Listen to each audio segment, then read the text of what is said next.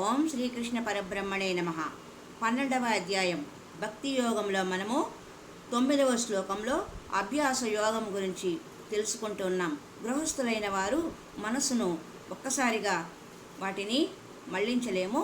మనము నెమ్మదిగా ప్రయత్నము చేత మాన్పించవచ్చు అనడానికి శ్రీరామకృష్ణ పరమహంసుల వారి దగ్గర ఉన్న ఒక శిష్యునికి ఉన్న నల్లమందు పిచ్చిని ఎలా పోగొట్టారు అనే విషయాన్ని మనము తెలుసుకున్నాం.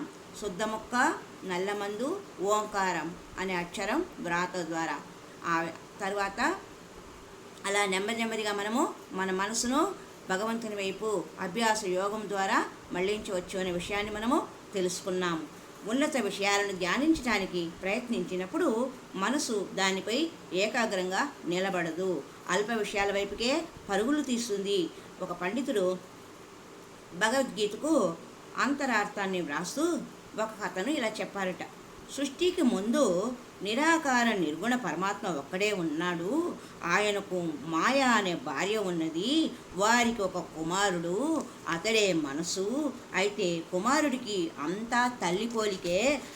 తండ్రి అంటేనే దరిచేరడు. ఎప్పుడు తల్లి కొంగు పట్టుకొని తల్లి చుట్టూ తిరుగుతూ ఉంటాడు. ఆ మనసు అనేవాడికి 2 భార్యలు, ఒకరు ప్రవృత్తి, మరొకరు నివృత్తి.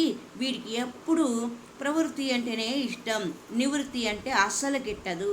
ప్రాపంచిక వ్యామోహాలే ప్రవృత్తి, అవి పట్టక పరమాత్మపై అనురాగమే నివృత్తి. ప్రవృత్తి సంతానం అసురులు, అనగా ఆసురీ గుణాలు కలిగినవి. నివృత్తి సంతానం దేవతలు, దైవీ గుణాలు. ఈ 2 శరీరమనే కురుక్షేత్రంలో నిరంతరము పోరాటం చేస్తూ ఉంటాయి. మనసుకు ఎప్పుడు ప్రవృత్తి యందే, ప్రాపంచిక విషయాల యందే పక్షపాతం ఎక్కువ. కాబట్టి దానిని మెల్లమెల్లగా మచ్చిక చేసుకోవాలి తప్ప మరొక ఉపాయం లేదు. మనసే బంధానికైనా మోక్షానికైనా కారణమవుతుంది. మన ఏవ మనుష్యాణం కారణం బంధమోక్షయాః. కనుక తెలివిగా మనసును మచ్చిక చేసుకోవాలి. దానినే అభ్యాస యోగం. అనేక ఉపాయాలతో మనసును స్వాధీనంలోకి తెచ్చుకోవాలి. తొందర పనికి రాదు అన్న విషయాన్ని చెప్పారు.